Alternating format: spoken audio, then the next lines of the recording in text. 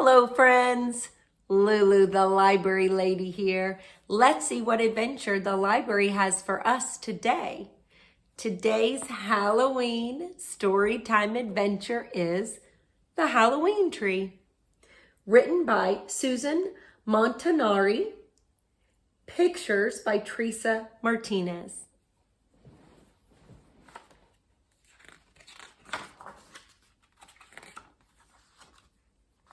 The Christmas tree farm bustled with excitement. Carols played as families moved up and down the rows of tall pine trees, exclaiming, "This one is beautiful," or "That one is perfect."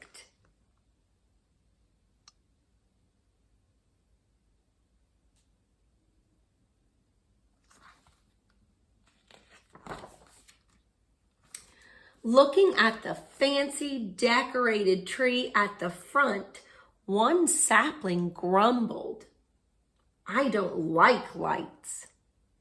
I don't like decorations. And I don't like people."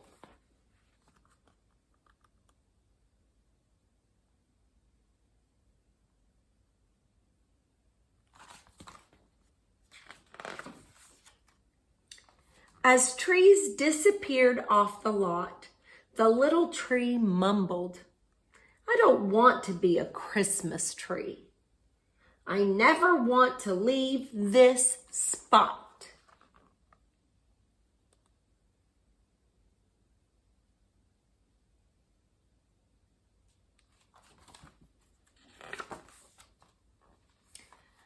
The little tree listened as the other saplings buzzed with anticipation. "I can't wait," a sprout whispered. "Colored lights," one sighed. "I hope I get a star on my top," said another. The little tree grumbled, "I don't want to become a Christmas tree, and I'm not going to."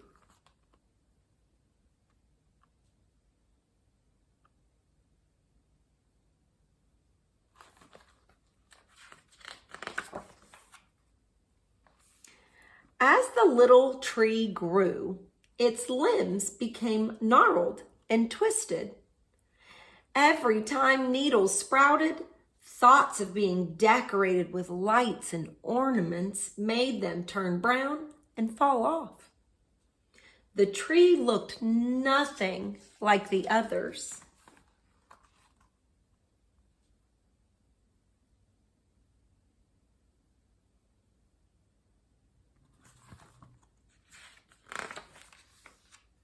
One day, all the trees on the lot disappeared.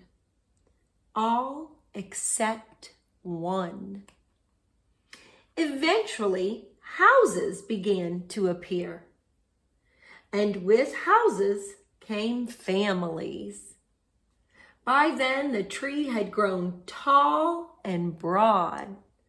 Its limbs were twisted and covered with strange knobs.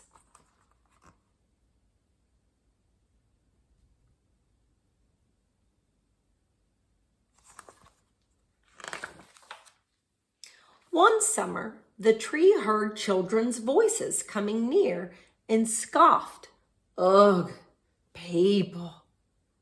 Yikes, a boy named Ben cried, "That tree looks grumpy."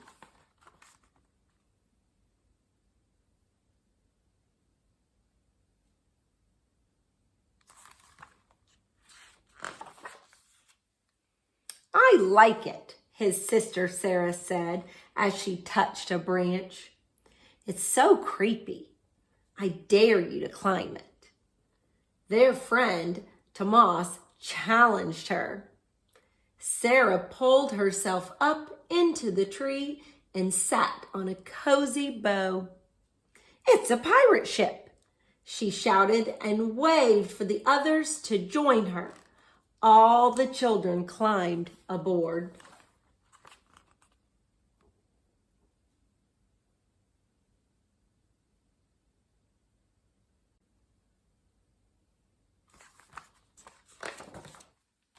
When the neighborhood kids needed a hideout, the tree became their fort.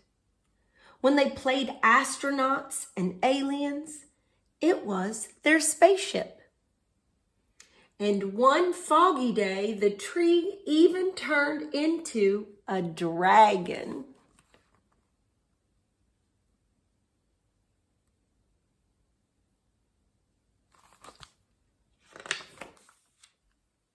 When winter came, a cold wind blew, and the children didn't come outside to play.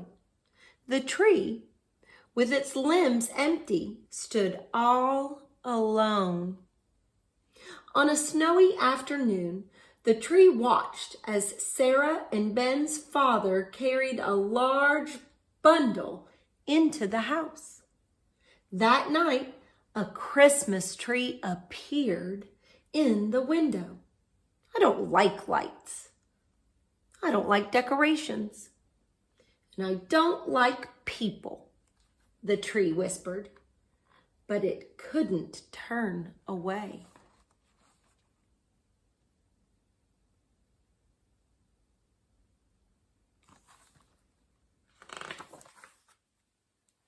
The next year, the same thing happened.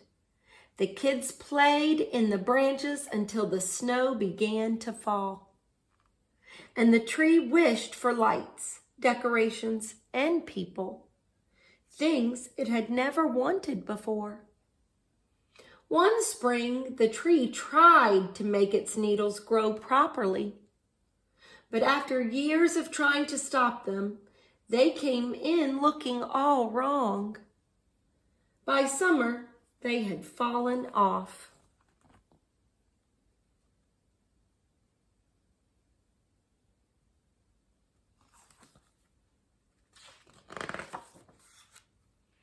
A few months later, Sarah and Ben's parents were decorating for Halloween.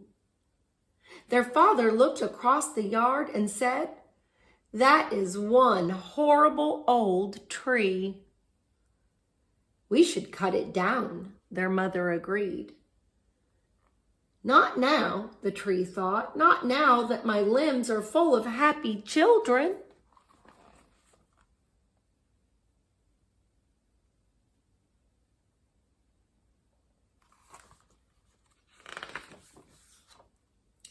Up in the branches, Sarah whispered, "No, they can't." "We have to save our tree," Tomas cried. "I know what to do," Ben said, and whispered his plan to the other kids. They climbed down and raced away to gather supplies.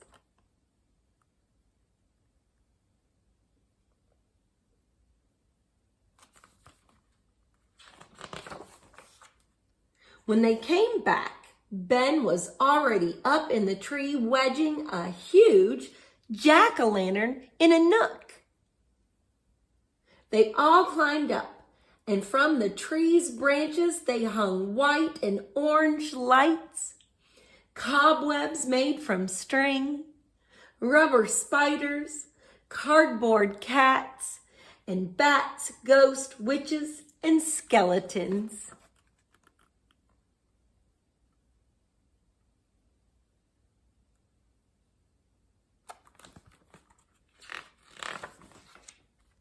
That night, the parents and all the neighbors gathered to admire the tree. The children danced beneath, shouting, "Trick or treat," to each other.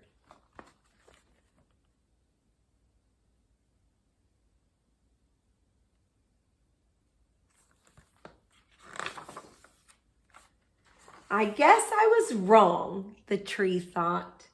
"I do like lights. I do like decorations. And I do like people. I love being a Halloween tree."